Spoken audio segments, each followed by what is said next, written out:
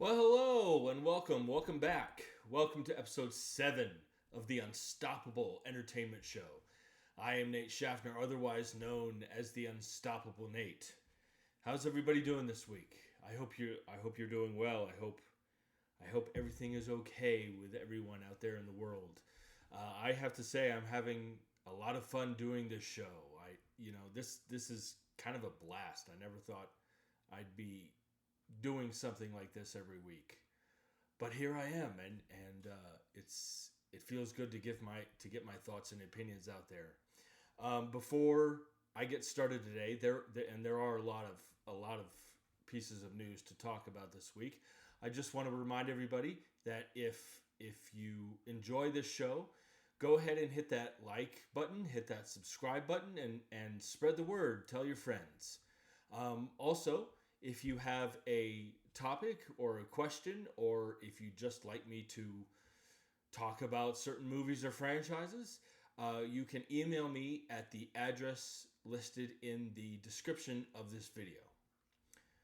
So, with all that out of the way, let's get started this week with this. So, over the past couple of weeks, I've talked about news regarding Ridley Scott's next film, The Dog Stars, which will be his next film. Like he just did Gladiator 2, and The Dog Stars is going to be his next movie, and it's going to be an adaptation of the post-apocalyptic novel by Peter Heller. And we have there is more casting news regarding that movie. This report is on CBR, published by Adam Mielstrup. And this article says that Ridley Scott is assembling a star-studded ensemble for his next film, The Dog Stars, adding the talents of Margaret Qualley, Josh Brolin, and Guy Pearce. This article goes on to say that Qualley, Brolin, and Pearce joined Jacob Elordi in The Dog Stars, which is an adaptation of the post-apocalyptic novel by Peter Heller of the same name. So, I have to be honest, I'm not too familiar with Margaret Qualley. I love Josh Brolin. I actually worked on an Amazon production that Josh Brolin was a part of, called Outer Range. I think I've talked about this before, but he is so cool.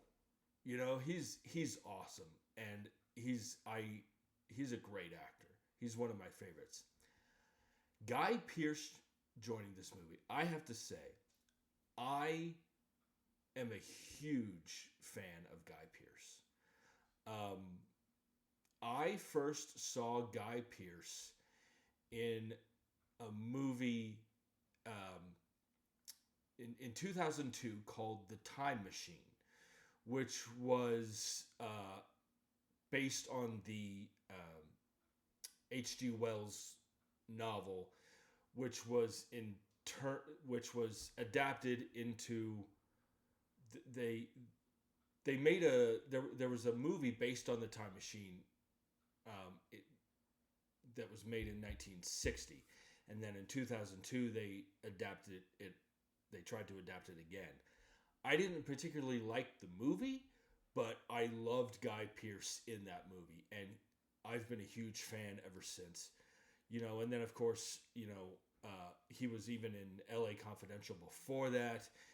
And then even though it didn't quite work for me personally, I thought his performance in Iron Man 3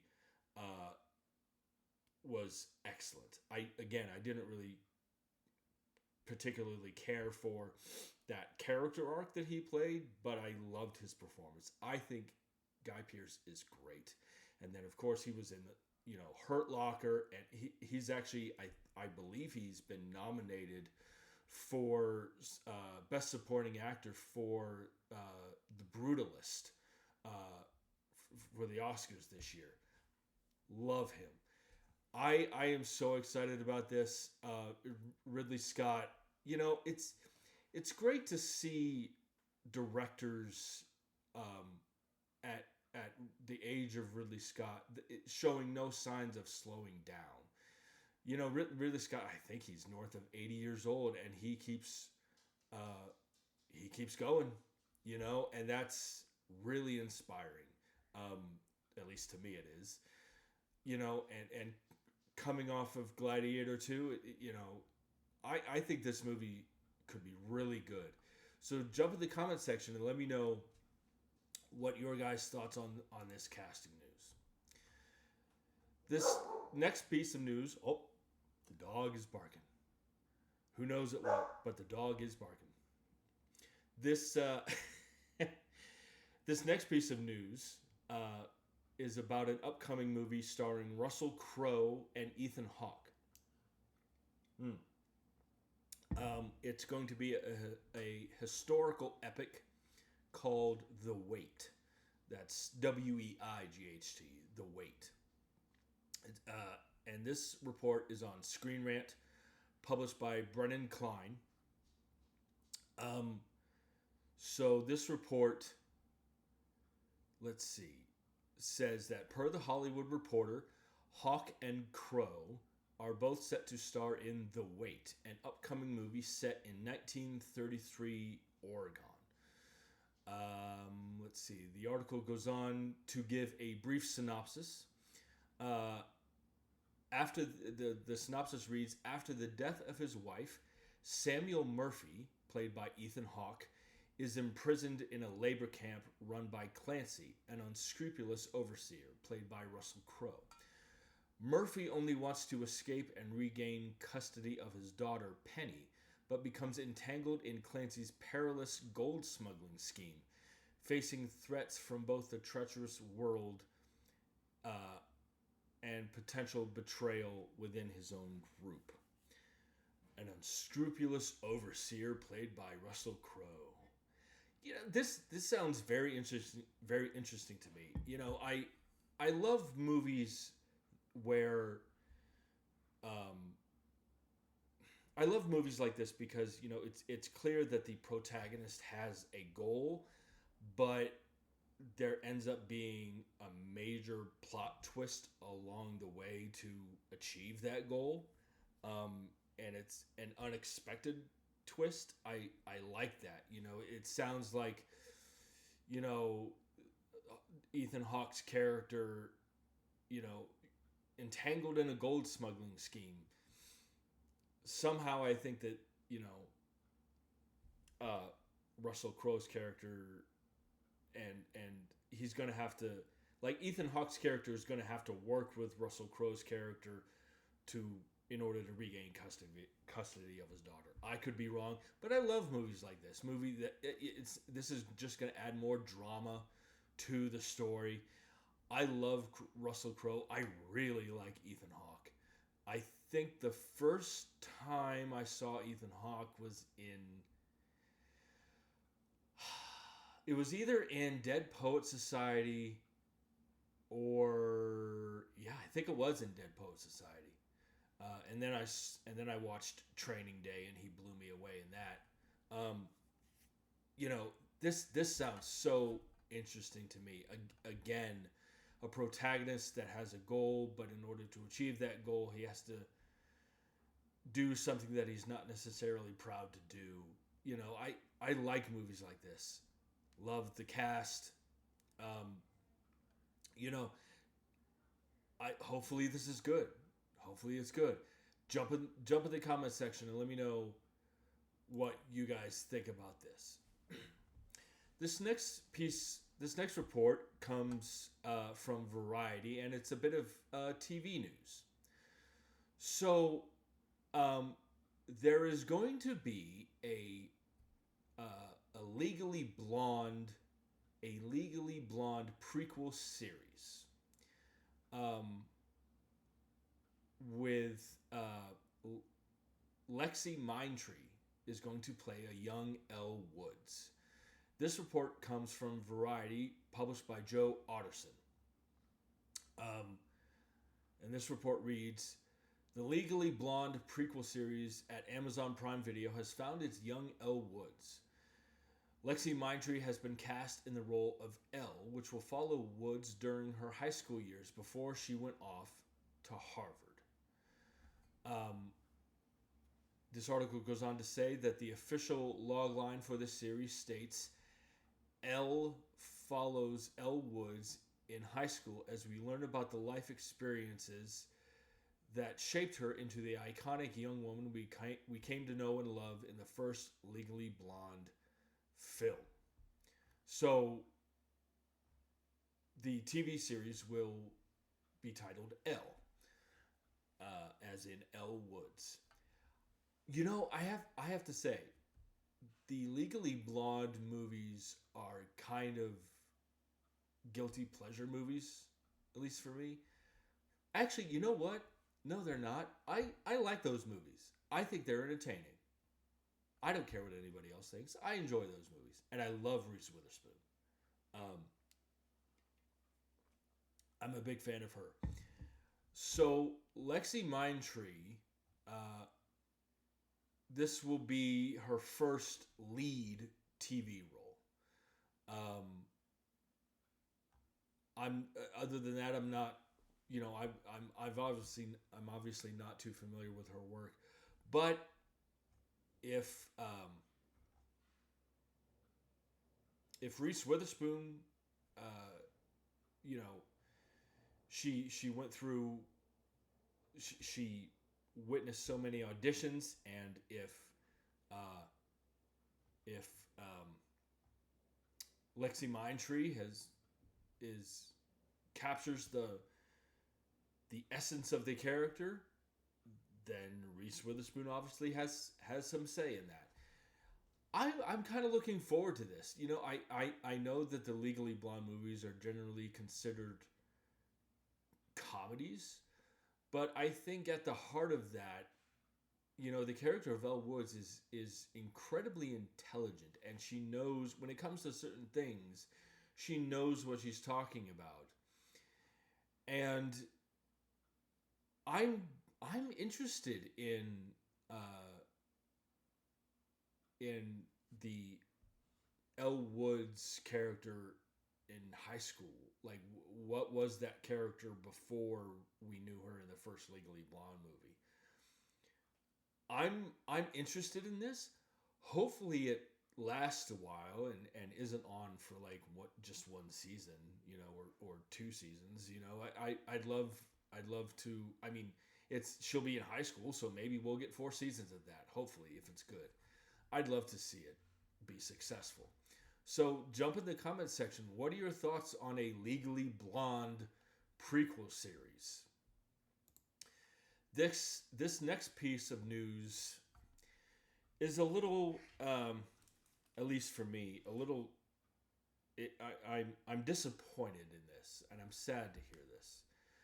This is casting news regarding Christopher Nolan's adaptation of the Odyssey. You know, I've talked in recent weeks about casting news, and I'll get to why I'm disappointed and why I'm sad to hear this casting news in a minute. But this report comes from CBR.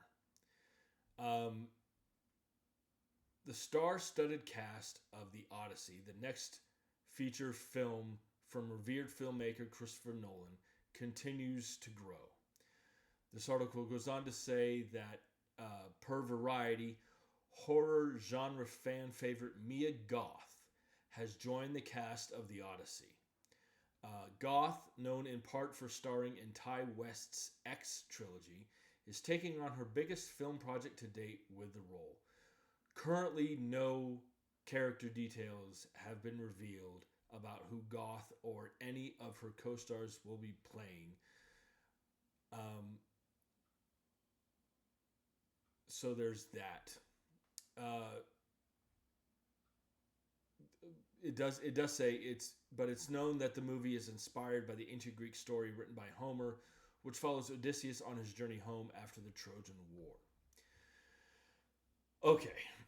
Up until I have to be honest here. Up until now, I have been extremely excited and eagerly anticipating Christopher Nolan's adaptation of the Odyssey. Reading that Mia Goth has been cast in this movie um, kills all that enthusiasm flat. I am no longer interested in this movie, and I'll tell you why. As this article reported, or as this article states, I should say, Mia Goth was in Ty West's X trilogy. That's X, Pearl, and Maxine. It was on there. There was a report when I think it was shortly after Maxine came out. I believe I could be wrong, but Mia Goth was accused of um,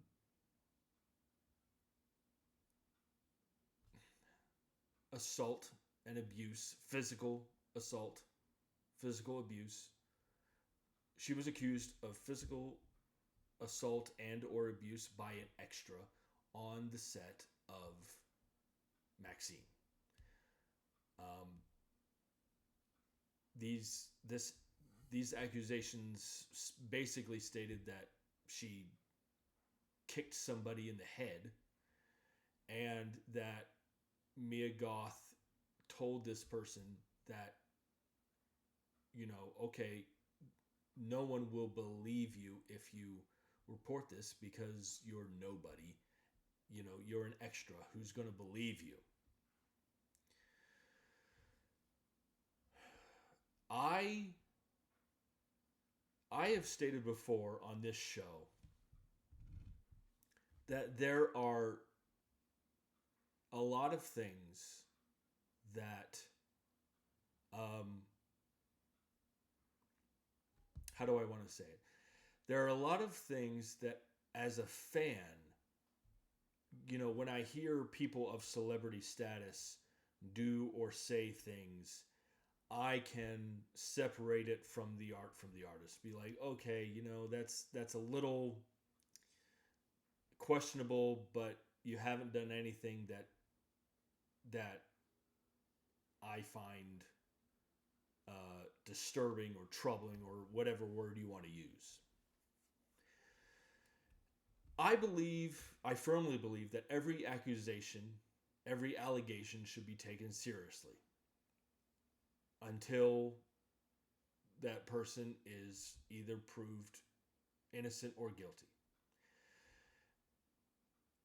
I cannot personally financially support a movie where a member of the cast was known to physically assault an extra, or it doesn't even matter if it was an extra or not. She kicked somebody in the head. She was accused of kicking somebody in the head on the set of the Maxine movie. As a fan, I can't financially support any movie that she is in. That's just me. I remember when there was another instance where this happened. I remember when it was reported that Amber Heard was still going to be in Aquaman 2 after the trial that she and Johnny Depp went through after that verdict was read in that trial. It was reported that Amber Heard would still be in that movie, and I said to myself, I can't financially support Aquaman 2 now. I'm not going to go see that movie in the theater now that she has been proven guilty. I'll wait till it comes home. I'll wait till it's available at home to watch so I can watch it for free. I can't support Christopher Nolan's adaptation of the Odyssey now. Mia Goth kicked somebody in the head, and I can't financially. I'm not going to pay money to go see something that she's a part of. I just can't. Maybe that's wrong. Maybe that's right. I don't know. That's just how I feel. And it breaks my heart because I was really looking forward to seeing this movie. But I can't now. I'll wait till it comes home, till it's available to watch at home. That's just how I feel. Again, rightfully or wrongfully, that's how I feel. Um, anyway, jump in the comment section. Let me know what your thoughts are about this. Do you think I'm wrong in thinking this? Do you think I'm right in thinking this? What are your thoughts on this? Jump in the comment section and let me know. Let's move on to something more cheerful to talk about, shall we? This next report comes from CBR, published by Justin Harp. And it regards the Wolf Creek film series. Now, for those who don't know, there was an Australian horror movie titled Wolf Creek. And that was released in 2005. And it was a hit. It was a massive hit. And the success of Wolf Creek led to a 2013 sequel and a TV spinoff. So this report, according to CBR and according to the person who wrote this article, Justin Harp, this article states that the team behind horror hit Terrifier 3 will be reviving a horror classic. Production company Cineverse has confirmed a new entry in the Wolf Creek film series. This article goes on to say that, according to Variety, Cineverse is now moving forward with a third film titled Wolf Creek Legacy, where John Jarrett will reprise his role as killer Mick Taylor. In this installment, Mick takes revenge on a group of American tourists who mistakenly wander onto his hunting grounds. Before long, the tourists and their children are separated as Mick hunts them through the outback. Okay. I need to see the Wolf Creek movies. I've heard I've heard that the original is one of the best slasher movies ever made. So that gets me excited. But I need to see these movies. I enjoy that this is being revived. I love it. I think we need. I think there's a how do I want to say it? I think people want. I think audiences want the next great slasher movie villain. And the Wolf Creek movies have obviously had great box office success. So I'm looking forward to this. I need to see the Wolf Creek movies. Please, if you're a fan of these movies, if you've seen these movies, jump in the comment section. Let me know what you think about this news. American tourists mistakenly wander onto Australian hunting grounds, uh, and this Mick character hunting them through the outback. That sounds awesome. That sounds great. That sounds like typical great slasher movie stuff. You know, I need to see these movies. Let me know in the comment section what you think about this. This next report uh, is about an upcoming action thriller movie. This report comes from MovieWeb, published by Hanumanth Reddy. I think I'm pronouncing that right. So this report says that the first of all, the movie is titled "One Last Fight." It'll be an action thriller. So this article says that "One Last Fight," the new adrenaline-fueled action thriller, is already shaping up to be a must-watch for action enthusiasts, with Scott Adkins, best known for his martial arts sequences in Ninja and Undisputed 4 Boyka, and Jaimin Hansu, who brought a commanding presence to the screen in films like Rebel Moon and Blood Diamond, leading the project.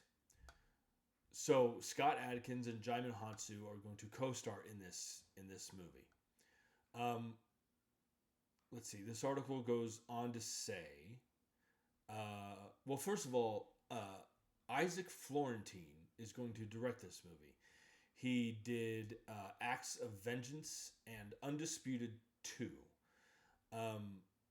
So let's see.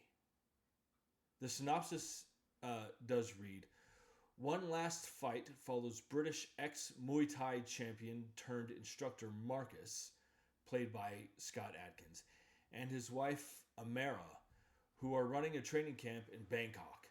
While mourning the loss of their child, Marcus discovers that Amara's younger brother, Chet, a promising Muay Thai boxer, owes money to a local crime boss, forcing him to participate in a series of brutal underground fights orchestrated by charismatic Nigerian gangster Tiga, played by Jaimin Hansu. As Marcus tries to help Chet get out of trouble, he is coerced by Tiga into replacing Chet in the illegal arena, plunging him and his family into a dark world of visceral violence with much more at stake than he'd ever imagined. Come on. This sounds awesome. Scott Adkins was actually in John Wick 4, and he was great in John Wick 4. Jaimin Hansu, I think I first saw Jaimin Hansu in Amistad, the movie directed by Steven Spielberg. He was, I forget his character's name. But he played the character who, there was the scene in Amistad where Jaimin Hansu stand up and, yells 3 or 4 times, he's like, "Give us free, give us free." And he was phenomenal in that movie. And of course, Jaimin Hansu was in Gladiator, and then later on he was in Guardians of the Galaxy and the Fast and the Furious movies. So, and like this article says, Blood Diamond. So Jaimin Hansu is great, and he's proven to be, he's proven to show that he has action chops. This sounds awesome. Again, someone owing money to a local crime boss, forcing him to participate in underground fights. Come on, and with people like Scott Adkins and Jaimin Hansu involved, it's at least the action is going to be great. This I'm enthusiastic about this. This sounds really kind of up my alley. So I hope the story is good. That's all. That's all. I know the violence, the violence in the movie will be good. I hope the story's good. Jump in the comment section and let me know what your thoughts are about this. This next report is in regards with a graphic novel adaptation. Um, so this report comes from MovieWeb, published by Christopher Schultz. Hmm. And um,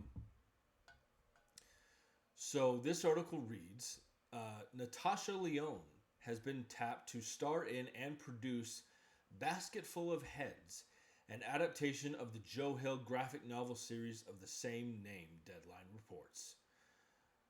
The film will be written and directed by Anna Lily Amirpour, the filmmaker behind the 2014 indie neo-vampire film A Girl Walks Home Alone at Night. This article goes on to say that Basketful of Heads is a darkly comedic horror tale centering on June Branch, who must save her boyfriend from kidnappers with a magic axe that gives human heads the power to continue living after decapitation. That sounds awesome. Like, what? That sounds so cool to me. You know, again, I like that. You know, I love my Marvel and DC stuff. I've said that before. But I love when more independent graphic novels and comic books get film adaptations. Basketful of Heads getting a film adaptation sounds awesome. I love Natasha Lyonne. Of course, she was great in American Pie in those movies, and then I believe she was in Blade Trinity. I believe she played one of the Night Stalkers in Blade Trinity, which the less said about that movie, the better. I believe she played. I forget her character's name, but her character was blind in Blade Trinity. So she is great, and I love that she's producing as well as starring in this movie, which leads me to believe that, as a producer, she understands the value of adapting material like this and believes in this project, believes that it could be financially viable. So I think this sounds great. A magic axe that gives human heads the power to continue living after decapitation. Come on, just take my money now. I'm really looking forward to this. What do you guys think about this? Jump in the comment section and let me know your thoughts about this. Oh dear. Okay, here we go. So this next piece of news is about a new thriller movie titled Fuse. This report comes from MovieWeb, and it was published by Marcos Melendez. And this article reads, Aaron Taylor Johnson and Theo James are joining forces for a new thriller. This article goes on to say,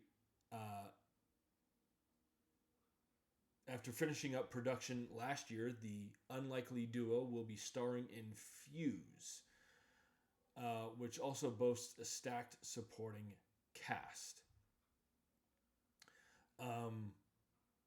Let's see here. This article does go on to say, as of right now, it is unclear when or if Fuse will hit theaters in the United States. The article does give a brief synopsis of Fuse.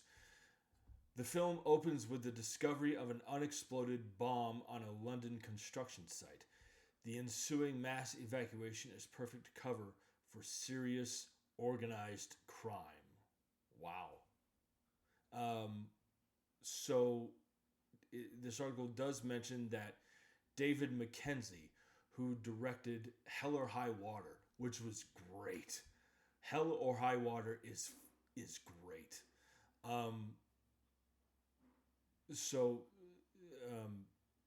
this will be David Mackenzie's next movie. The synopsis sounds interesting. Uh, a mass evacuation being a cover for organized crime. I wonder how that could be really a pretty intense movie. Um, I'm not too familiar with Theo James. I love Aaron Taylor Johnson though. Aaron Taylor Johnson, he played Kick-Ass in the movie adaptation of Kick-Ass. Um, I loved the first Kick-Ass movie.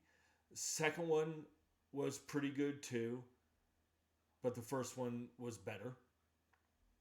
And then, of course, Aaron Taylor Johnson played Quicksilver in Avengers: Age of Ultron, and he was in the 2014 Godzilla movie. He was in most recently the Kraven the Hunter movie. But he's a great actor. I think he's a wonderful actor. This synopsis sounds great. I love the title, Fuse. And David Mackenzie, after anything coming from the director of Hell or High Water is going to get my attention. So I think this sounds, great. It sounds like it could be really, a really intense movie. Jump in the comments section and let me know what you guys think about this. This next report is in regards to more casting regarding the live-action Masters of the Universe movie, which they're doing. There's been a lot of casting news. I talked about last week. Marina Baccarin is going to play the Sorceress, and James Purefoy is King Randor. Idris Elba is going to play the Man at Arms. Jared Leto is going to play Skeletor. And now we have more casting news. So this report comes from CBR, published by Lee Freitag. And this article says, the new live-action Masters of the Universe movie continues to grow its cast.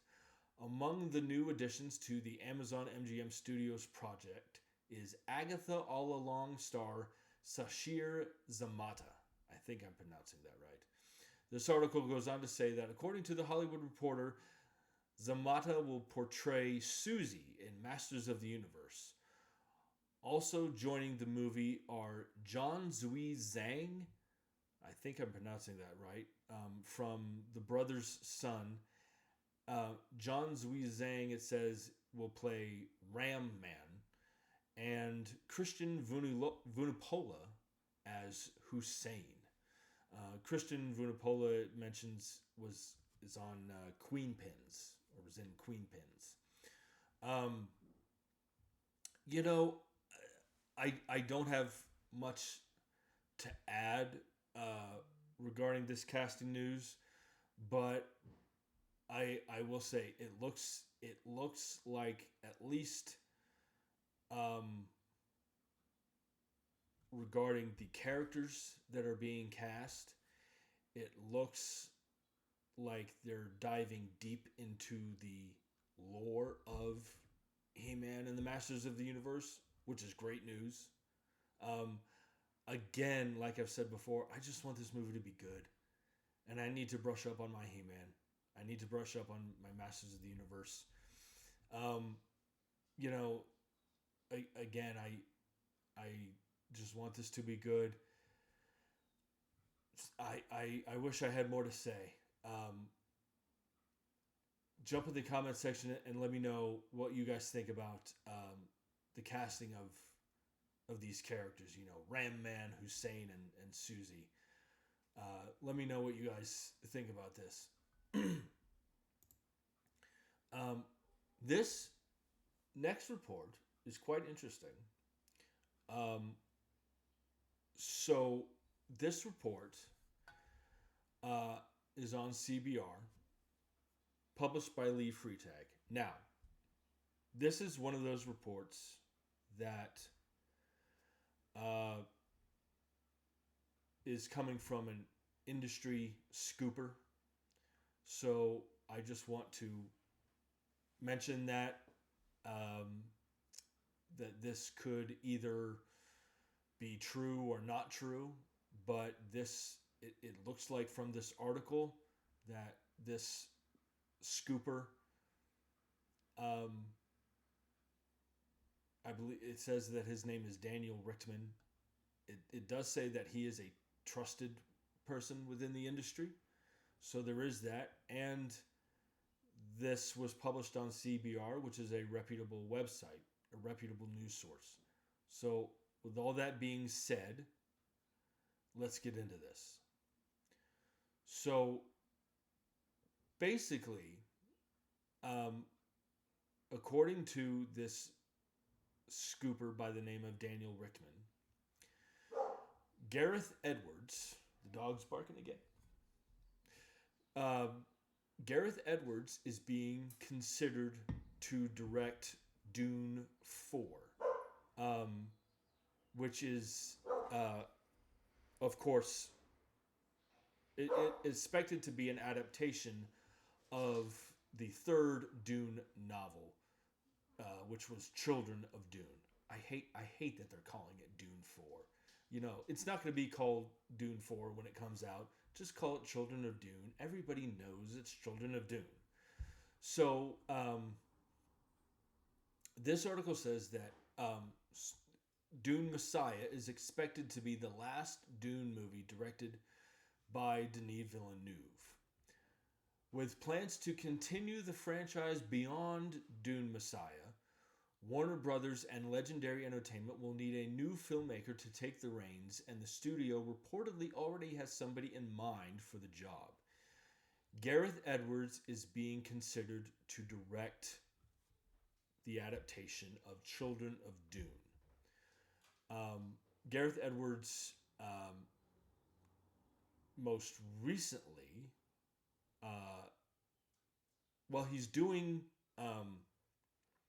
he's doing the new Jurassic World movie that's coming out this year, which the trailers, at least, it looks great. I hope the movie's great. He also directed the 2014 Godzilla movie, which was really good. And he directed this movie that came out in 2023, which nobody saw, called The Creator. It was a sci-fi movie, and I've heard it was great. He also directed the Rogue One, the Star Wars movie, Rogue One, which was great. So Warner Brothers is interested in Gareth Edwards succeeding Denis Villeneuve. I have mixed feelings about this. Denis Villeneuve, I think, is a very different kind of storyteller than Gareth Edwards. Not necessarily bad, not necessarily better, just different. And they have a very different style of making movies. Again, not that that's good or bad, just different.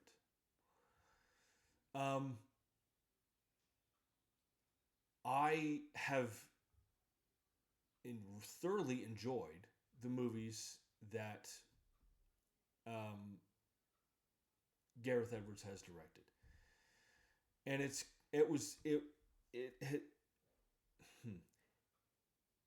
it became very clear that Denis Villeneuve, as a director, was only interested in telling the Paul Atreides story, which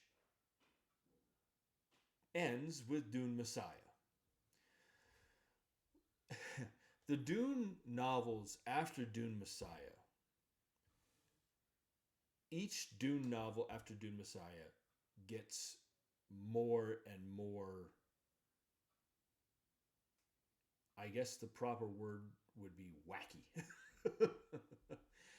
It's one of those instances where I would liken it to Lord of the Rings, where you read Lord of the Rings and you just go, how in the world are they going to pull this off? And I felt that way about Dune as well. And yet, Denis Villeneuve pulled it off. I don't know how, but he did it expertly. Considering the kind of entertainment that Gareth Edwards has given us with Godzilla, with Rogue One, with the upcoming Jurassic World Rebirth, maybe a more whimsical, kind of wacky storyteller is, because if you watch, it's interesting because Jurassic World Rebirth, the trailer looks like it could be, the trailer looks like the movie is going to be a lot of fun. The Godzilla movie that he did was a very serious movie. Rogue One was kind of a mixture of both. So maybe that's what is needed. Maybe that kind of cinematic voice is what's needed to pull off a film adaptation of Children of Dune. I don't necessarily know if, because Denis Villeneuve's style of storytelling takes Dune very, very seriously, which I think is good. I actually think it was a great way to go. A fantastic way to go. But as the books get more weird and more wacky, maybe it's time to have a more whimsical storyteller come into the fold. I'm worried. I worry that Warner Brothers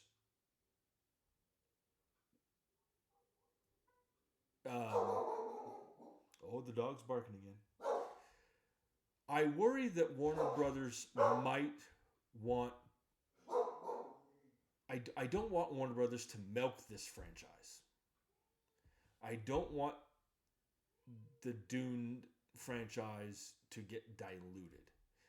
Because from the outset, it was very clear that Denis Villeneuve was interested in telling the Dune story. Like he had a passion for the material. He wanted to tell its story.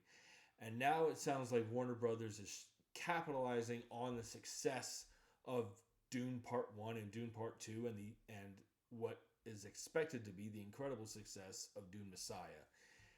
Oh, this is financial success. Let's make more of it.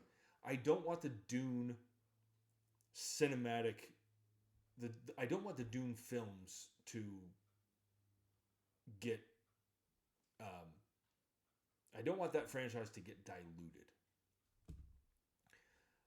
I hope, God, if they can pull off Children of Dune, maybe it's possible that maybe they'll do the other books. Who knows? I don't know. If I don't know. I worry about this. But if this report is true, again, maybe a more whimsical director, maybe a more whimsical storyteller is the right choice. So anyway, that's the story about this. If you're a Dune fan, if you're a fan of the Dune films, what do you think about this? What do you think about Gareth Edwards being considered to direct an adaptation of Children of Dune? Are you enthusiastic about this? Are you optimistic about this? Are you cautious about this? Tell me what you're thinking in the comments section. This next report has to do with an upcoming video game film adaptation, which I'm sure will excite everybody. So this report comes from CBR. And this report details that there is going to be a reinvention, reimagining, whatever you want to call it, of Street Fighter. They want to do. There's going to be a new Street Fighter movie based off the Street Fighter video games.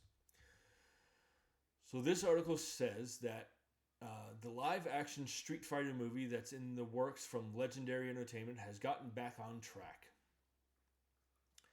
The article goes on to say, per Deadline, filmmaker Kitao Sakurai will direct the new Street Fighter reboot. Sakurai is known in part for co-writing and directing Bad Trip, the 2021 Netflix comedy featuring Eric Andre. He also, this article goes on to say, he also has video game adaptation experience as he has helmed several episodes of Peacock's Twisted Metal series. Excuse me. So, I've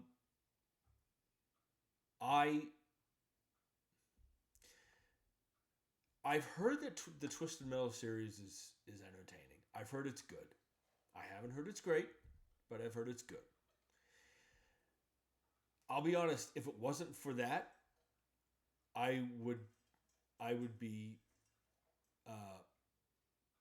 dubious about another Street Fighter movie.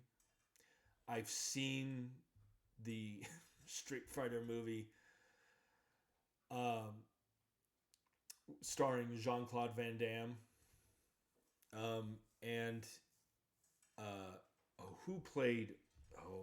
it's going to bother me. The Street Fighter movie... in 1994, who played... That's it. Raul Julia played M. Bison in the 1994 Street Fighter movie. And it has always broken my heart that an actor the caliber of Raul Julia, his last role was in that movie. That movie, it was okay. It wasn't... I've seen worse. I'll just say that. I've seen worse.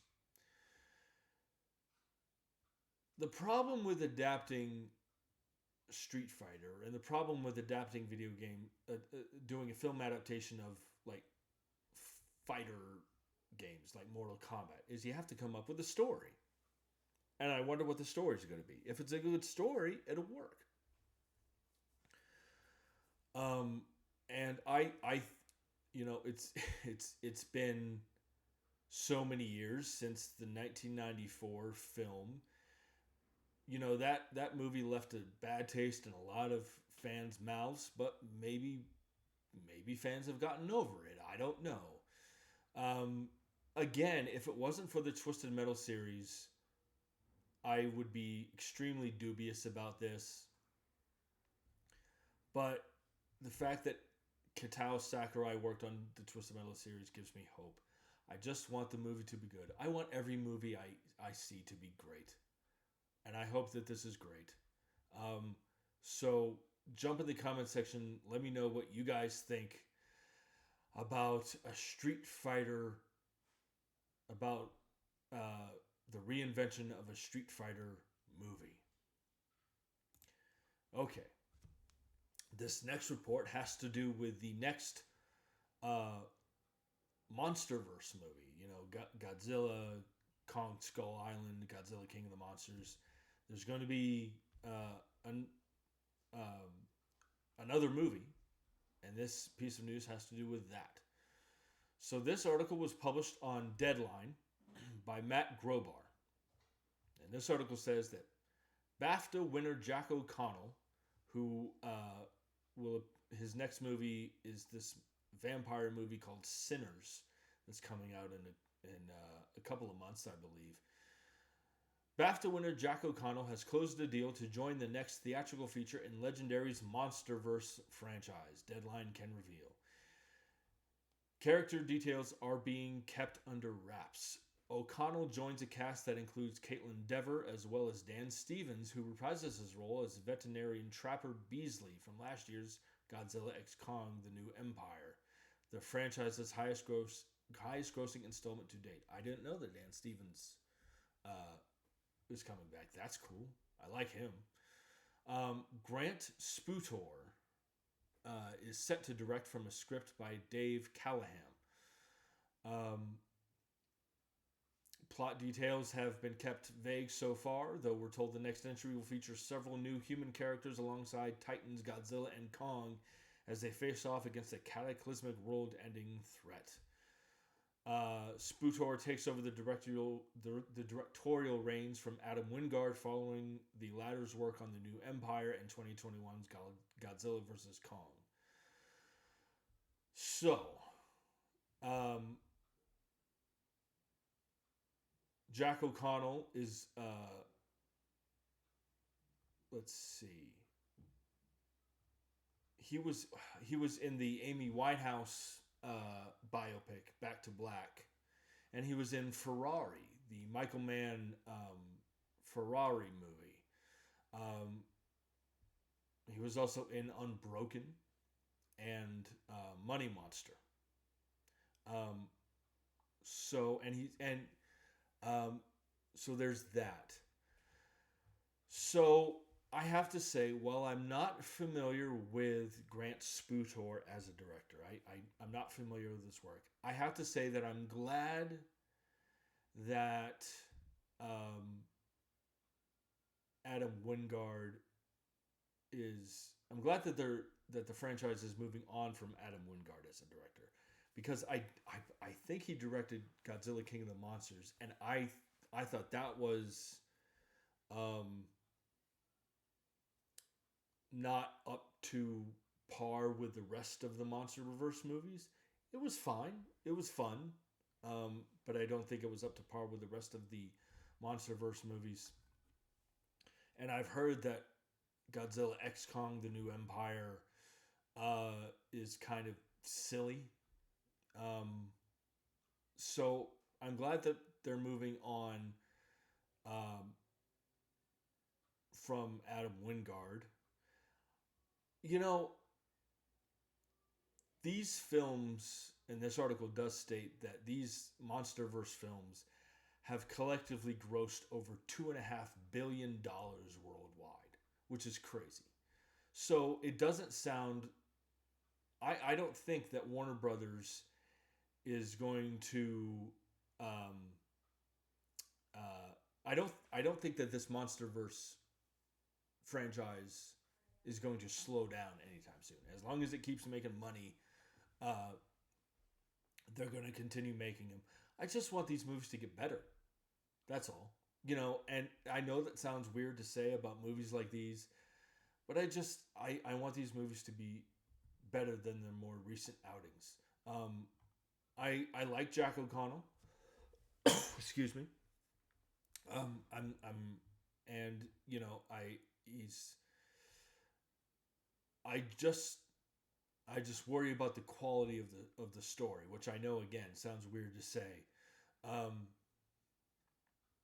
but so there's that. You know, we'll see what kind of character he plays. Maybe the fact that his character details are being kept under wraps. Maybe he's playing a new character that becomes important specifically for this movie.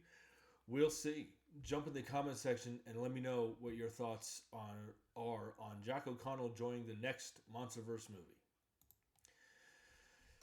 This next piece of news is probably the biggest piece of news that I'm going to talk about this week. And this has to do with the James Bond franchise.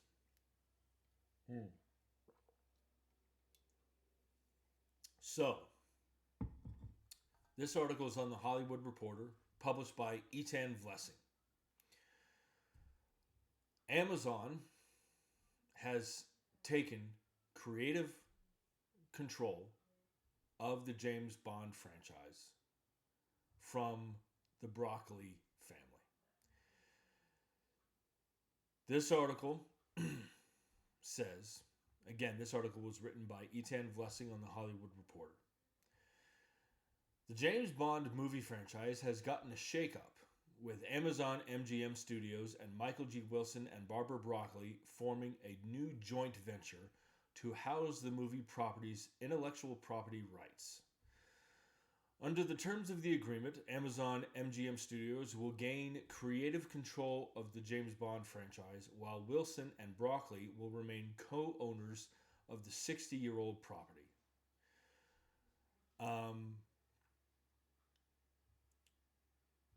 This article goes on to say that since the MGM acquisition, Amazon has held rights to distribute all of the James Bond films, and following completion of the joint venture transaction, will control the creative on future productions.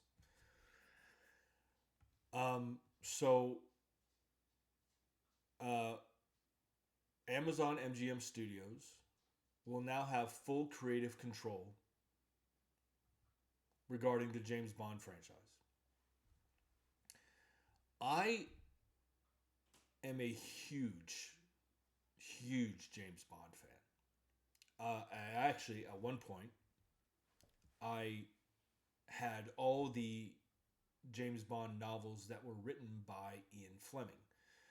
My father owned them at one point, and he passed them on to me. And maybe 15 years ago, due to financial constraints on my part, I sadly had to sell them, which broke my heart. I would love to buy them again. I am a huge James Bond fan. The James Bond fan.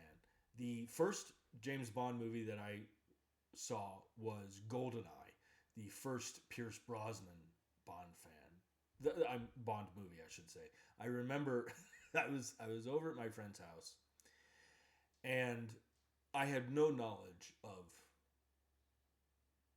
the name James Bond even. And my friend says, we got to watch this movie called GoldenEye. And he popped in the VHS cassette.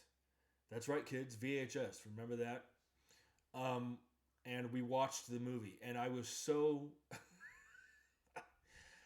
Let's just say that is the perfect kind of movie for an 11-year-old boy to watch.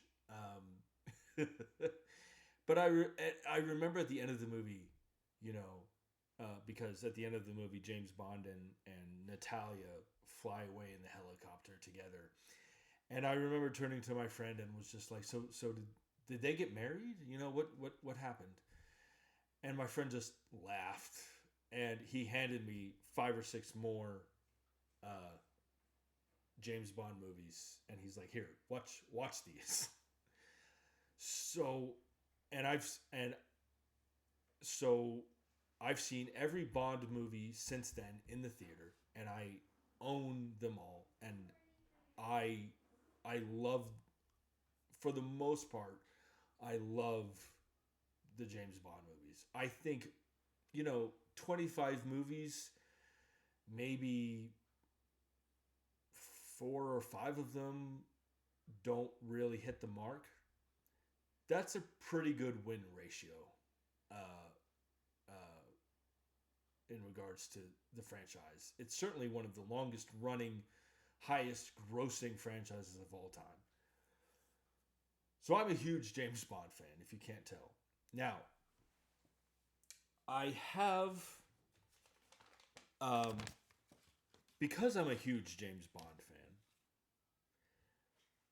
this is Amazon gaining full creative control of the James Bond franchise is, I think, as far as entertainment news is concerned,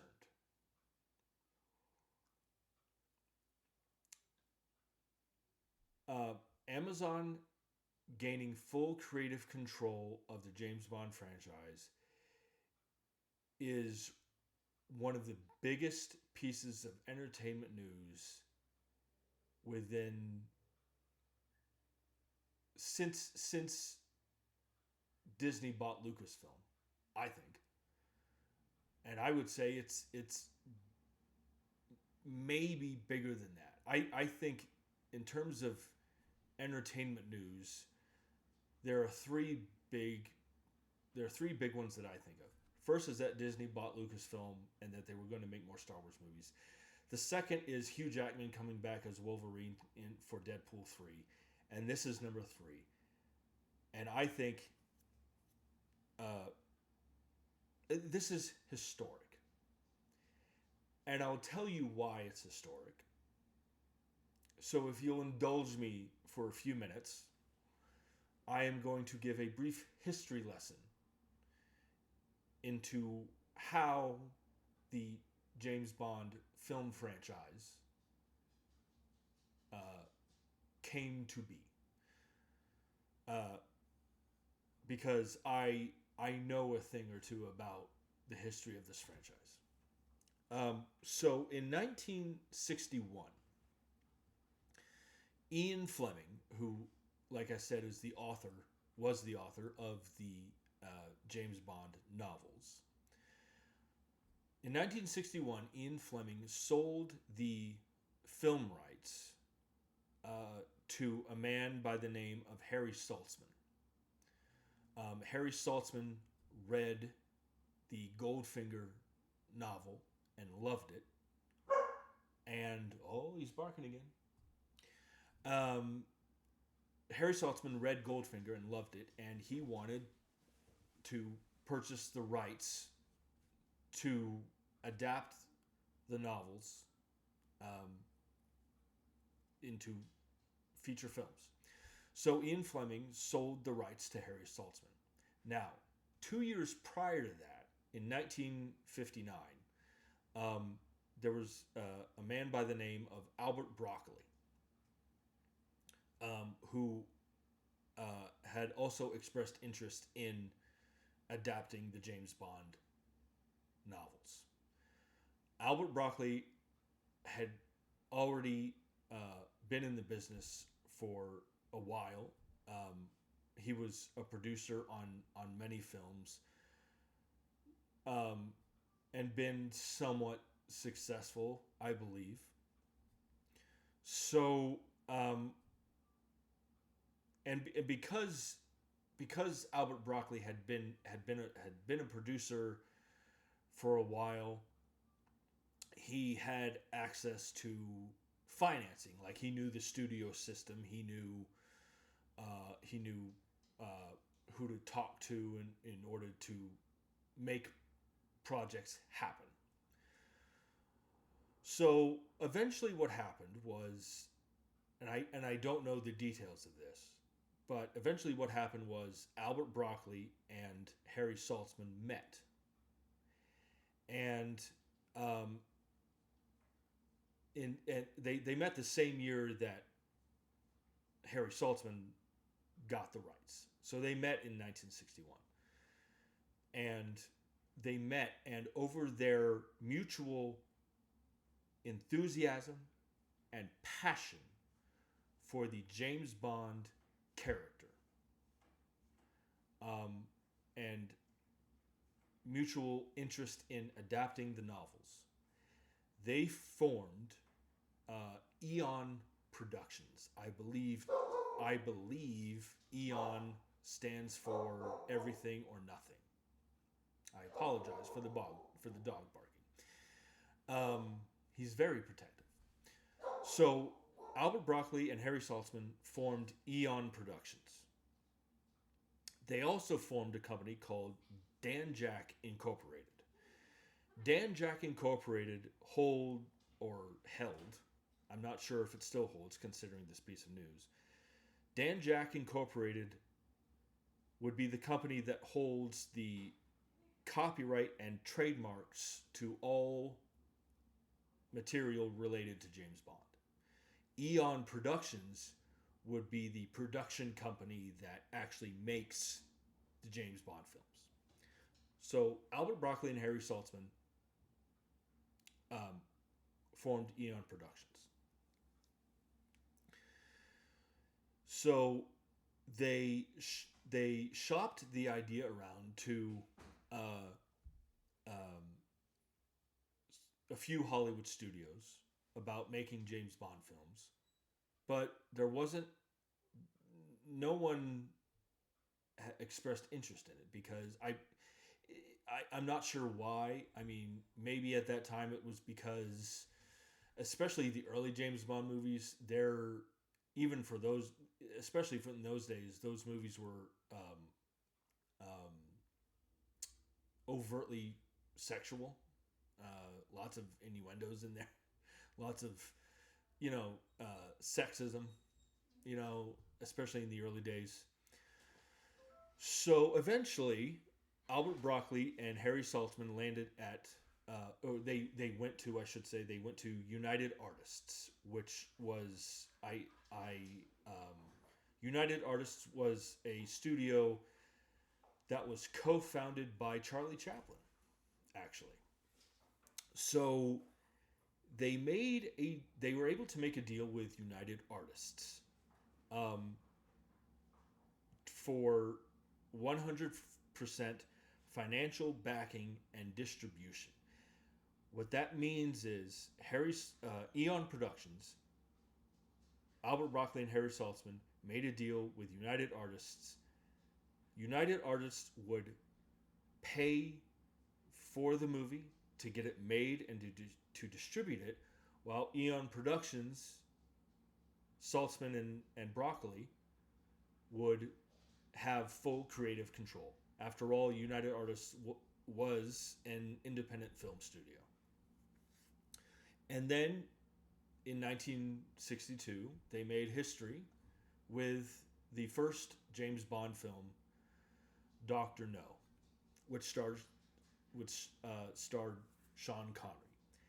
And for the first 6 or 7 James Bond films, in the opening credits, it would say Albert R. Broccoli, and Harry Saltzman's Eon Productions presents Sean Connery as Ian Fleming's James Bond, or presents Roger Moore as Ian Fleming's James Bond. So for the first 6 or 7 films, Albert Broccoli and Harry Saltzman, from Dr. No, which was the first Sean Connery film, to The Man with the Golden Gun, which was Roger Moore's second James Bond film. Yes, I know all of the titles of all the James Bond films.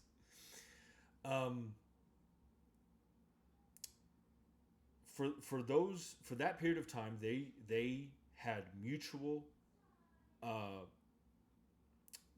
creative control over the James Bond franchise. Not a studio, not executives, not a company, but these two people. So, in 1975, Harry Saltzman sold his rights. So, the movie after The Man with the Golden Gun, which was called The Spy Who Loved Me, which again starred Roger Moore.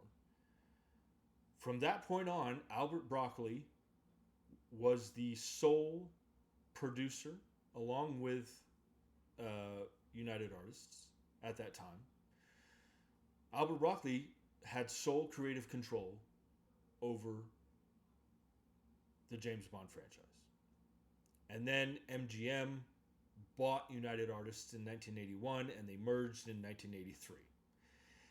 And in 1984, Albert Broccoli brought in his stepson, Michael G. Wilson, as a co-producer. and Michael G. Wilson, I believe he actually co-wrote a couple of James Bond films, but Albert Broccoli brought in Michael G. Wilson as producer, and Michael G. Wilson worked his way up. And then in 1995, um, Albert Broccoli handed over the reins of Eon Productions to Michael G. Wilson and to his not Michael G. Wilson's daughter, but so I'm sorry. In 1995, Albert Broccoli handed over the reins of Eon Productions to Barbara Broccoli, his daughter, and Michael G. Wilson, his stepson. Barbara Broccoli has told stories of being on sets of early James Bond movies. I mean, she literally grew up on James Bond, literally on sets of James Bond movies. So in 1995, Barbara Broccoli, Albert's daughter, and Michael G. Wilson, Albert Broccoli's stepson, took over Eon Productions. And then in 1997, MGM bought United Artists. And then in 2006, MGM and Columbia had co-distribution rights. In 2010, MGM filed for bankruptcy. Universal at one point had co-distribution rights, which is why you see the Universal logo in the credits of No Time to Die. So basically, from the mid 90s on, it would it would say Michael G. Wilson and Barbara Broccoli's Eon Productions presents Pierce Brosnan as James Bond, or Daniel Craig as James Bond. So basically, what I'm getting at,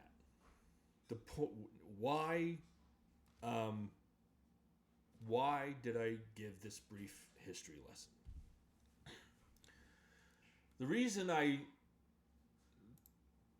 tell you all of this is to emphasize the fact that from 1961 until literally yesterday,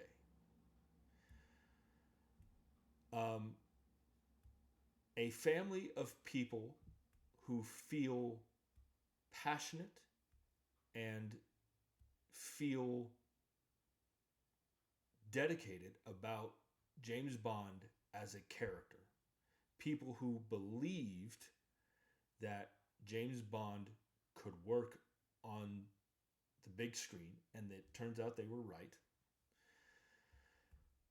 Since 1962, 61 they got the rights. In 1962 was the first Bond movie.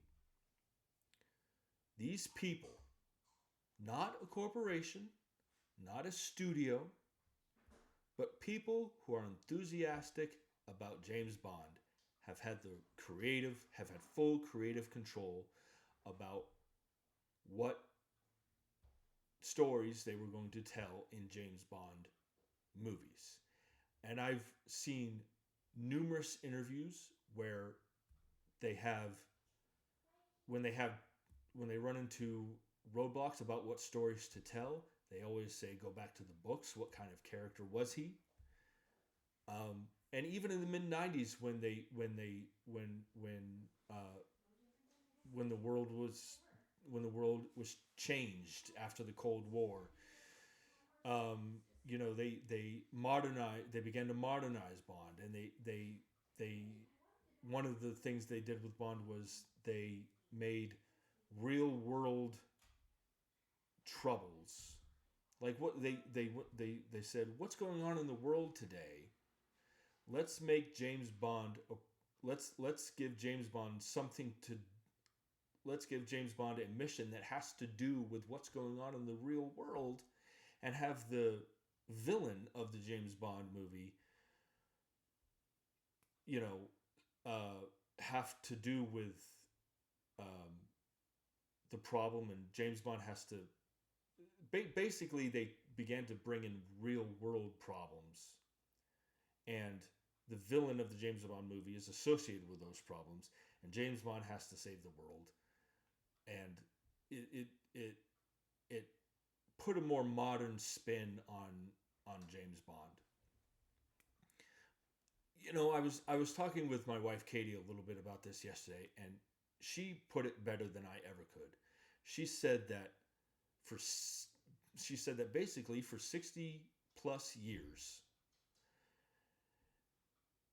making James Bond movies was a family business, and that's absolutely true. Um, and now it's not. And now it's not. And now a corporation is in charge of it. And I don't know how to feel about it. Actually, I do know how to feel about it, because I've been asking myself, I've asked myself numerous times over the past, 32 hours or so. I've asked myself numerous times, I said, self, how do you really feel about this? And here's the way I feel.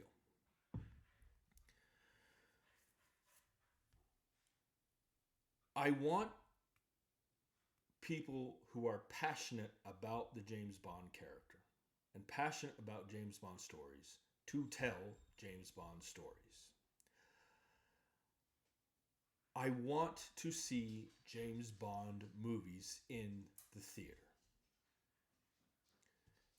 The Broccoli family has always kept Bond relevant. The James Bond movies have always been a product of their time.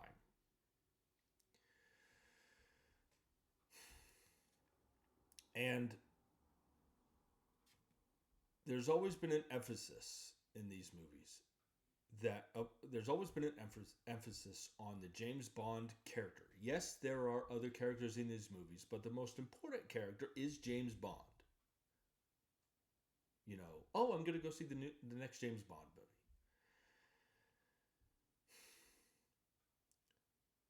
I fear that now that Amazon MGM is now has full creative control, I fear that James Bond as an intellectual property, as a franchise, I fear that Amazon MGM is going to milk this into the ground and dilute it into something that is not. That it's not. The James Bond should be these should be event movies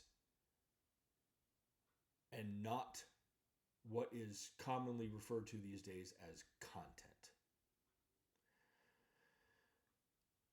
Now, some might say, what's the difference between what's happening now with James Bond, and what's the difference between that and Disney buying Lucasfilm, or Disney buying Marvel, or, a studio holding the rights to Planet of the Apes? What's the difference? The difference is this. Disney buying Marvel and Disney buying Lucasfilm. First, when Disney bought Marvel, they just bought Marvel, and they haven't interfered creatively at all. They just bought it because they wanted to make money, and who doesn't want to make money? But Disney is a entertainment company. The studio that holds the rights to Planet of the Apes is an entertainment company. With Star Wars, with Marvel, with Planet of the Apes, there's all kinds of stories that you could tell. Especially like with Star Wars, you could go forward in time, you can go back in time, you could tell all these stories that expand the richness and the lore of the Star Wars universe. With Marvel, you literally have a Marvel Cinematic Universe where you bring in characters from other movies, and they were doing that in the comics long before the movies. So I don't, so that works for these characters. Planet of the Apes is science fiction, so you could tell all kinds of stories. James Bond has always been a singular entity, a singular vision that has been where people, not a corporation, where people who are passionate about the character and are enthusiastic about the character. People want to tell the Broccoli family wanted to tell good James Bond stories, and they did for 60 plus years. Amazon MGM Studios is owned by Amazon, which is a technology company. And I don't want James Bond as a friend. I don't want James Bond to become a product. I want James Bond. I want to go to see. It's always been a singular thing. It's always been, yes, there are other, like I said, yes, there are other characters in these movies, but James Bond movies have always been about, okay, James Bond goes to see his boss M about a mission. Here's the mission. Here's what you need to do. Here's what's going to happen if you fail. And I've loved these movies my whole life. It's always been its own singular thing. I don't want James Bond to become a product, and I fear that is what is going to happen. I don't want to see James Bond backpacks. I don't want to see a James Bond cinematic universe. I don't want to see a TV show about the origins of MI6 or a story about a young M. I don't want to see that. I want to see a James Bond event movie where James Bond saves the world. I want to see that every couple of years because that's what is special about it. I don't want James Bond to be run into the ground. And I fear that that's what's going to happen. And I have seen numerous reactions to this online about how this is going to be the death of James Bond, and they're all negative. Nobody likes this at all. And I'm kind of one of them. I fear that James Bond is going to become something that it never was. I don't want that to happen. I've loved these movies since I was 11 years old.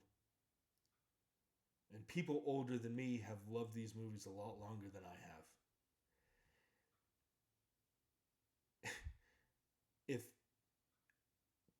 If anyone from Amazon MGM is watching this, and by the way, no one is, because they have far better things to do with their time, but if they are, please do not run James Bond into the ground. Please keep it special. I'm begging, I'm asking. Please do not. Please don't dilute this. Please don't. That is all that I have to say about this. This is as far as entertainment news is concerned, this is earth shattering. I will wait and see what happens. I will wait and see what happens. That's all I have to say about this. Those are my thoughts. If you have any thoughts of your own, or if you want to talk about it, discuss it, email me, jump in the comments section, and let me know your thoughts. So let's move on to something a little bit more pleasant. This next piece of news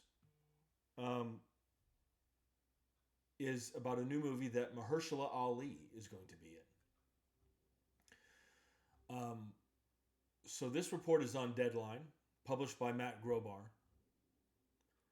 And this article says that two-time Academy Award winner Mahershala Ali, he won his 2 Oscars for Moonlight and Green Book, I believe.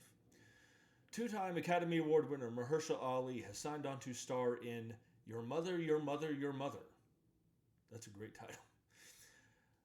A new film written and to be directed for Amazon MGM Studios Orion Pictures by Berlin Prize winner Bassam Tariq.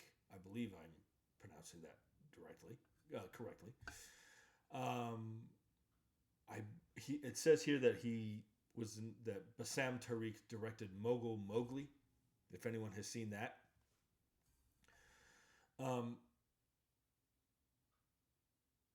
This article goes on to say that plot details for the film are being kept under wraps. I'm not familiar with Bassam Tariq, but I love Mahershala Ali. He's great in everything. I don't care what the material is. He's going to be in the new Jurassic World movie that comes out this year, and I'm sure that as far as I already know that his performance, as far as the human characters are concerned in that movie, his character is going to be the best because it's Mahershala Ali, Now, what's interesting about this, and this article does point this out, is that Bassam Tariq was going to direct a Blade movie for the Marvel Cinematic Universe, and Mahershala Ali was going to star. But the director, Bassam Tariq, left the project. So that's interesting. So I don't have much to say about this, only because plot details for the film are being kept under wraps. But it's Mahershala Ali, so I'll see it whatever it is. That's all I have to say about it. So jump in the comment section and let me know what your thoughts are about this. There's a bit of documentary news that I want to talk about. And this report is on Variety.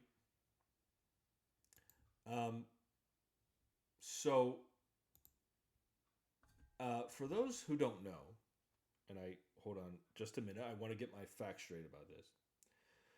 So there was a documentary made in 2019 called Leaving Neverland.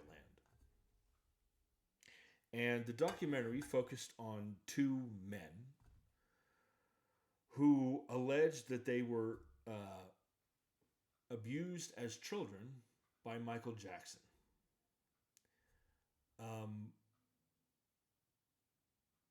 Naturally, the documentary gained quite a bit of controversy. It is on my list to watch. I find documentaries about... I'm always interested in documentaries like this. So anyway, this report is on Variety, published by Ethan Shanefield, and there's going to be a sequel to Leaving Neverland. I don't know if you could call... Is it a sequel if it's a documentary? I don't know. So, This article says that the Michael Jackson documentary Leaving Neverland is officially getting a sequel. An hour-long follow-up film subtitled Surviving Michael Jackson will debut on the UK's Channel 4 on March 18th, Variety has confirmed. The sequel will catch up with Wade Robson and James Safechuck. Those are the two men that I mentioned earlier. The sequel will catch up with Wade Robson and James Safechuck, who accused the King of Pop of sexually abusing them when they were minors. This article does point out that Jackson denied the allegations during his lifetime, and his estate continues to do so. This article goes on to say that HBO, which produced the two-part 2019 documentary, is not involved in the sequel.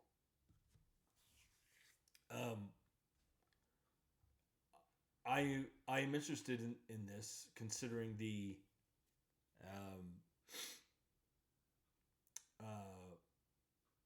controversy surrounding Leaving Neverland, and I guess there was a lawsuit about that documentary. So I'm interested in this. I'm interested to see how these two guys are doing. I hope they're okay.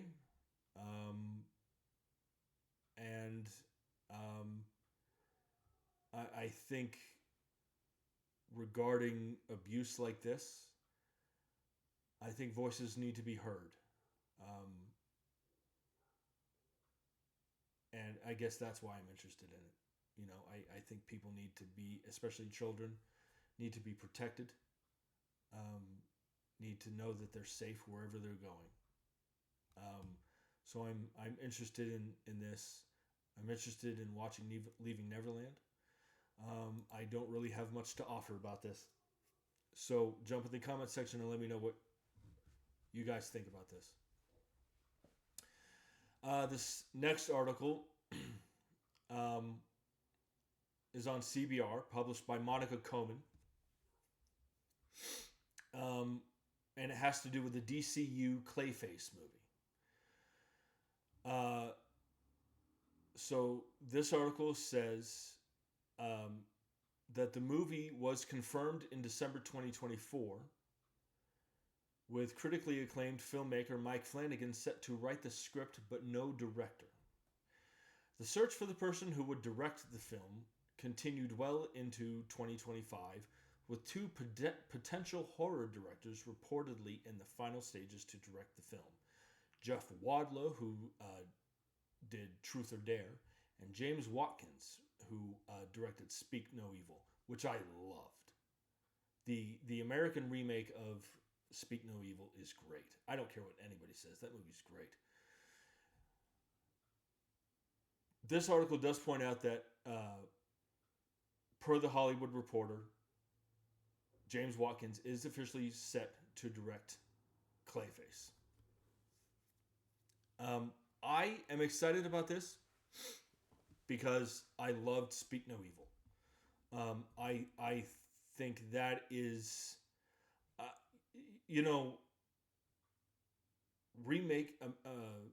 Hollywood remaking foreign films always comes with a bit of like, oh God, why do you have to, why does Hollywood have to remake foreign stuff when the foreign stuff was already good to begin with?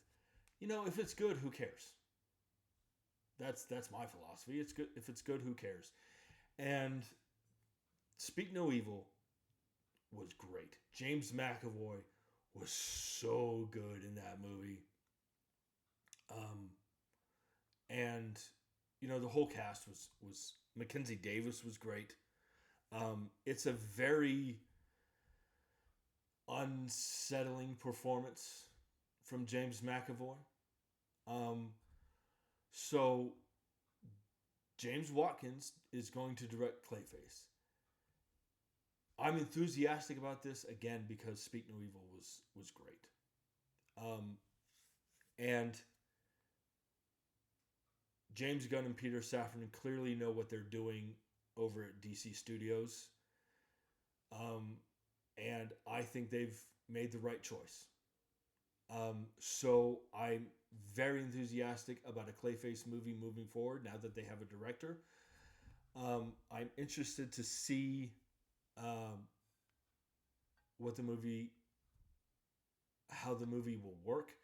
This article goes on to say that um, in a Hollywood, in a THR email newsletter, that a THR email newsletter teased what Clayface is about.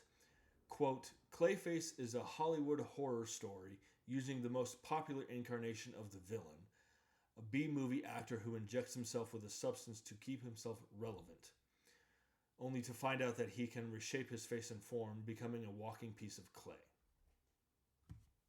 They nailed it. That synopsis, they nailed it. That doesn't mean the movie is going to be any good. Hopefully it is. But that synopsis is perfect.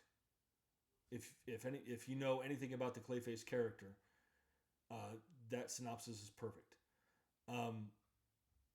So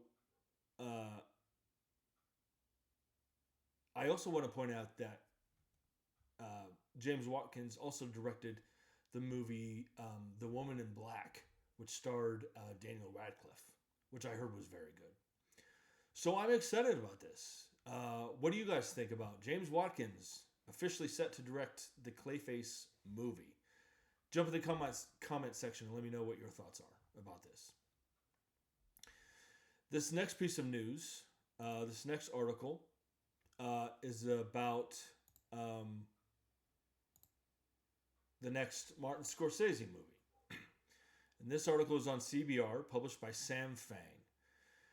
And this article says that Martin Scorsese has a star-studded cast of A-listers lined up for his newest crime drama film. Dwayne "The Rock" Johnson, Leonardo DiCaprio, and Emily Blunt are said to star in the new movie. This article goes on to say, per Deadline, the Scorsese-directed drama is currently untitled, but a solicit for it reads, imagine Robert De Niro's Jimmy the Gent character from Goodfellas, but as a ruthless Hawaiian crime boss based on a real figure who battled encroaching rivals for control of organized crime in Hawaii. Come on. That sounds awesome.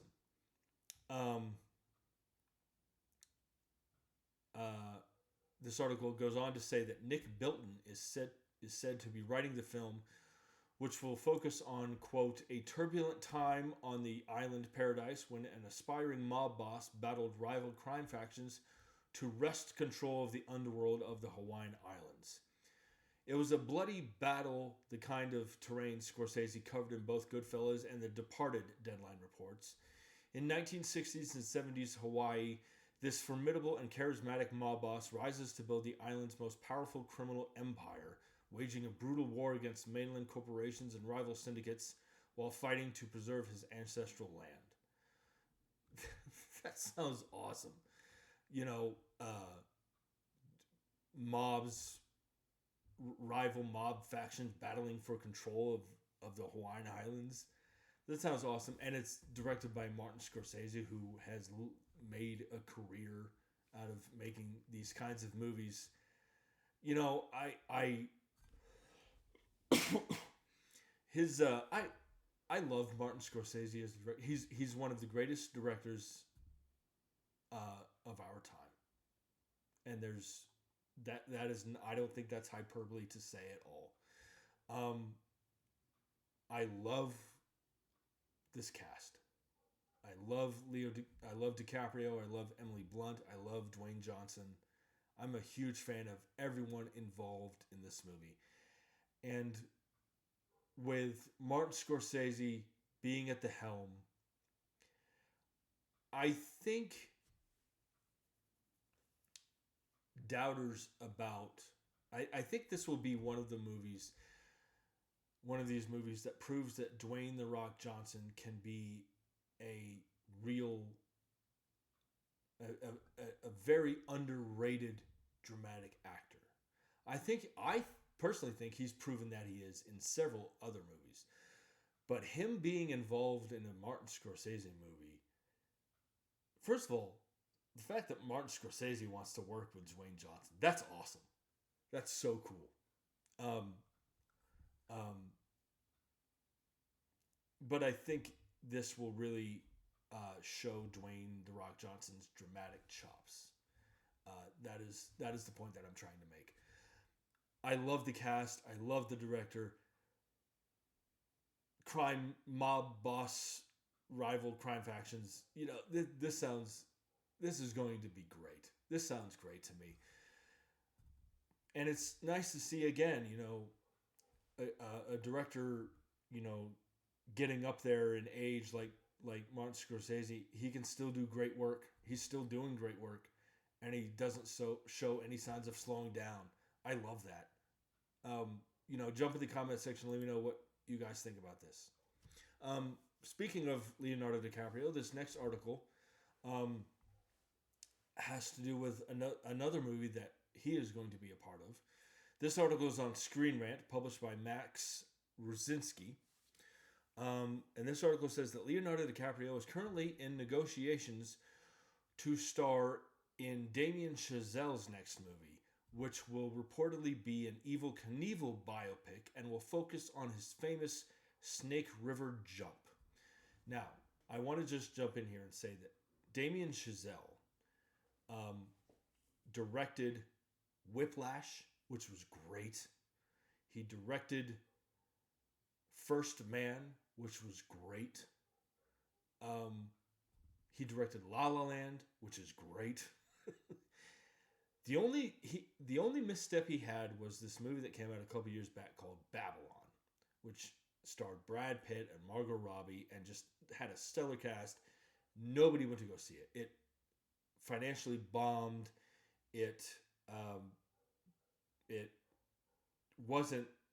didn't get great reviews either. But I just want to point out that I just wanted to point out Damien Chazelle's filmography. This article goes on to say, this article says that Leonardo DiCaprio, apparently he will play Evel Knievel, and this movie will be an Evel Knievel biopic. So this article does say that this movie would reportedly chronicle a failed stunt attempt by Knievel, in which he attempted to cross the Snake River Canyon on a steam-powered rocket. And this article goes on to say that in a new report from Puck, this movie could shoot as early as this summer. This is interesting to me because it would be...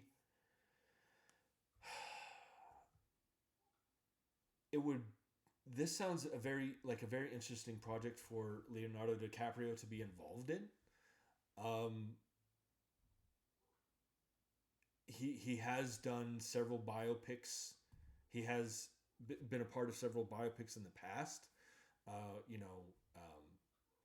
With The Aviator, and he's proven to have a wide range as an actor. He's a great actor. Period. Stop. End of story.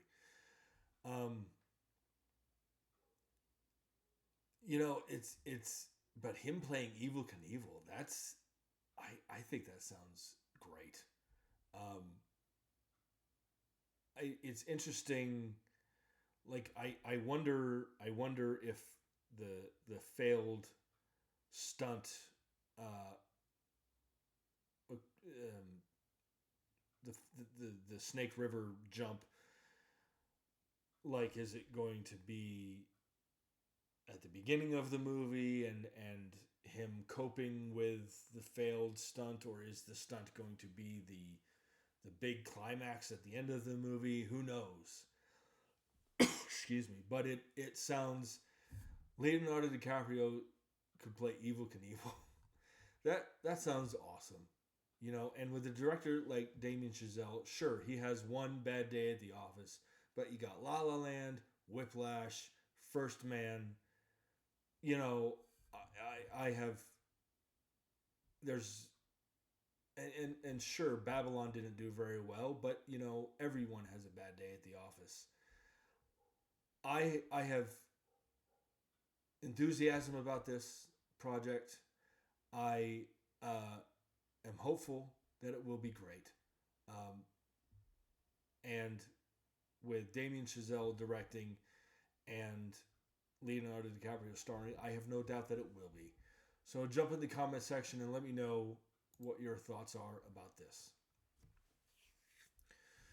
So, oh dear, what's going on?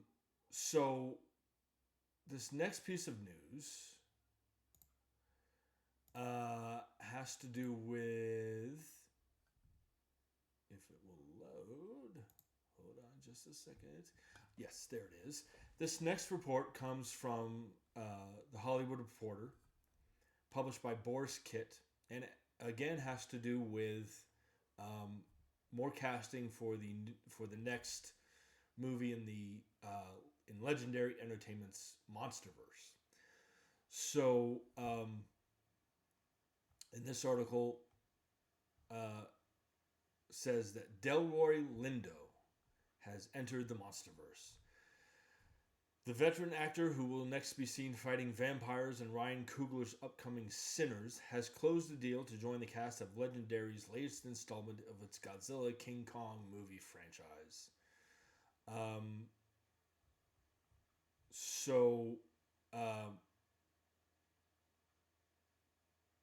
This article goes on to say that sources say that Delroy Lindo will play will play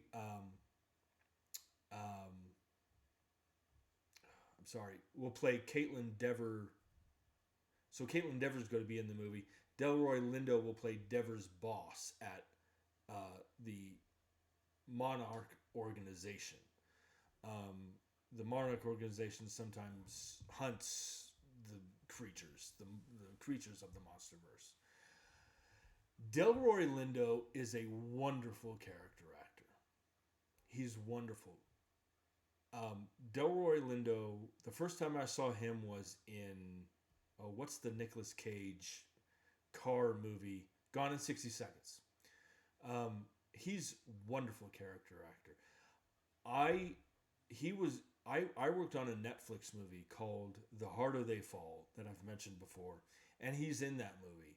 And I didn't personally see too much of him working, but he has a very interesting preparation process to get into the character.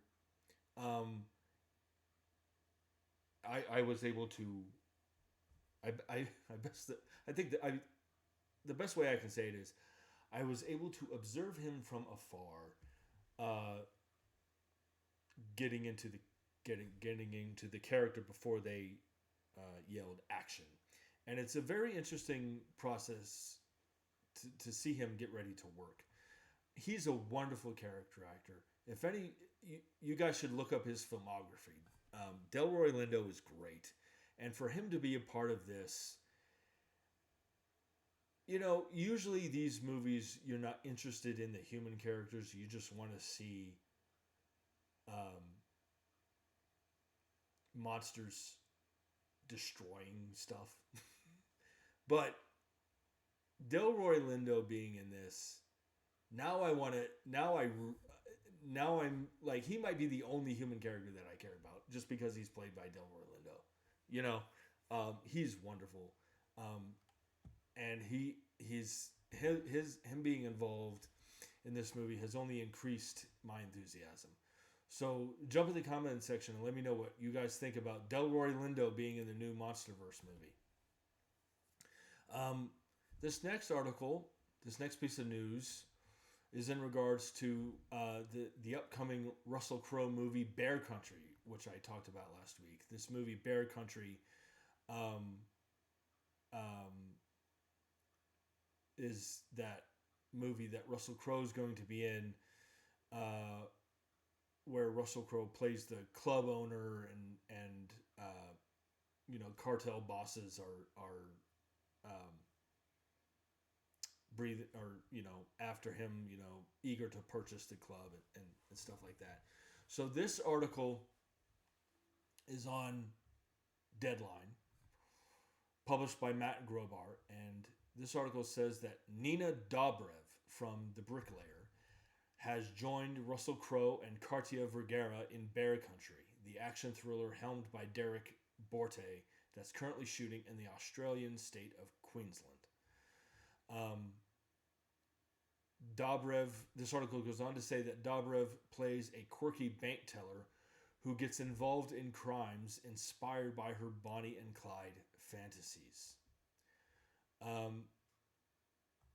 This is interesting to me because I don't know how her character and how her motivations will be involved in the story of this movie.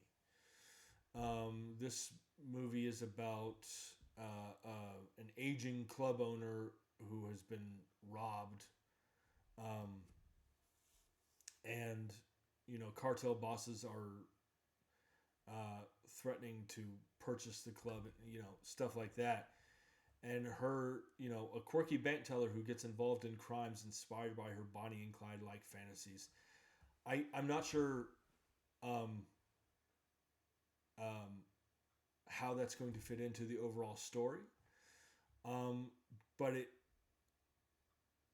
at the same time, it adds an unexpected new storytelling layer to this movie. So it will be interesting to see to see how her character fits in. So let me know in the comment section what you think about Nina Dobrev joining this movie. Excuse me. This next article, this next piece of news, is about an upcoming movie called A Place in Hell. This article is on Deadline, published by Justin Kroll and Matt Grobar. This article says that another hot package is getting ready to hit the market as Deadline is hearing MRC and T Street are putting together A Place in Hell. MRC and T Street are film studios. Putting together A Place in Hell, the next film from Fair Play director Chloe Domont, starring Michelle Williams and Daisy Edgar Jones. Domont will write and direct, with MRC and T Street producing. This article goes on to say, described as a thriller following two women at a high-profile criminal law firm. Sources say the package is expected to hit the market in coming weeks. Okay. Michelle Williams is one of my favorite actresses ever. I know that a lot of people are going to judge me for this, but I don't care. I first saw Michelle Williams in Dawson's Creek, and I loved her in Dawson's Creek. And I have followed her career ever since. And she has, it goes without saying that she has become an Oscar caliber actress. I've seen her in films like My Week with Marilyn. I've seen her in The Greatest Showman.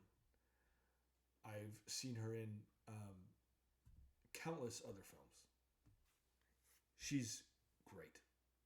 She's wonderful. I love her so much. So, two women at a high-profile criminal law firm, and it's described as a thriller. I don't have much to offer here. It's I wonder what the two women are. Maybe it'll be like a legal thriller. Maybe. I'm not sure. But the fact that Michelle Williams is involved in this, I can't wait to see it. I want to know more story details. And I am looking forward to hearing more information about this. I'm looking forward to seeing this. I'm excited about this. I don't have much more to say about it. jump in the comment section and let me know your thoughts on this. The final bit of news for this week is some MCU news, some Marvel Cinematic Universe news. And this article is on CBR, published by Lee Freitag. This article says that Tony Dalton will reprise his role from Hawkeye. So Tony Dalton played the swordsman in the Hawkeye TV show. This article says, the worlds of Hawkeye and Daredevil Born Again are continuing to be brought closer together. After making his Marvel Cinematic Universe return in Hawkeye, Vincent D'Onofrio will be joined by a co-star of the 2021 Disney Plus series in the first season of Born Again. This article goes on to say that, according to Variety, Tony Dalton will reprise his role as Jack Duquesne, or also known as the Swordsman, in 2 episodes of Daredevil Born Again. The character was introduced in the MCU in Hawkeye, where he was revealed to be a wealthy socialite, talented swordsman, and fiancé of Eleanor Bishop, the mother of the female Hawkeye, Kate Bishop. So,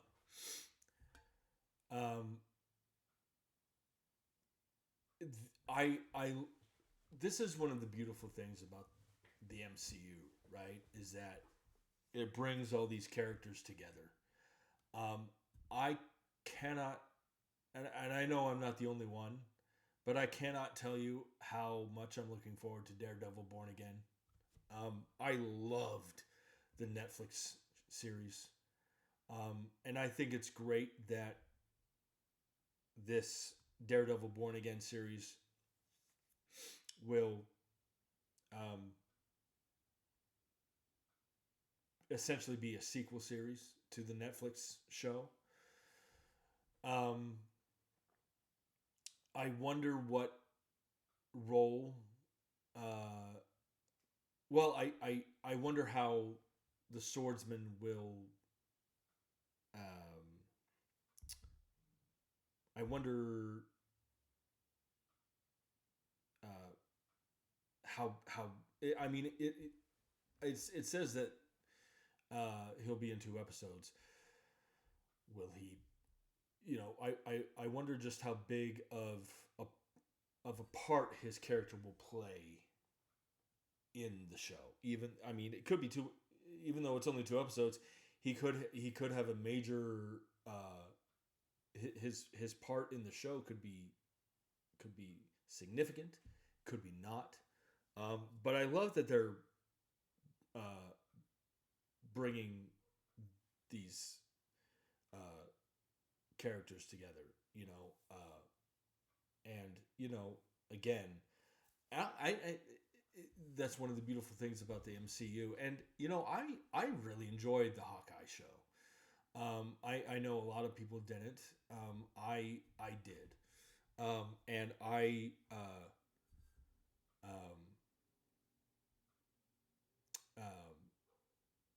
who's the actress who played Kate Bishop? I'm forgetting her name. Haley Steinfeld. Hey, I love her. She was great in that show, and her chemistry with Jeremy Renner was great.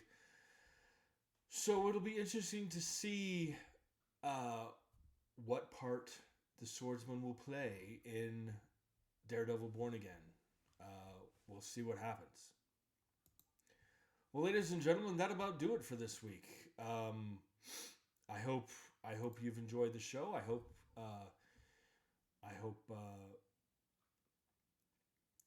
you've enjoyed what I have to say. Please send me emails, send me questions. You know, I love to you know, I'd love to build more of a community here, I should say. So I'll be back next Saturday. And until then, I'll see you at the movies.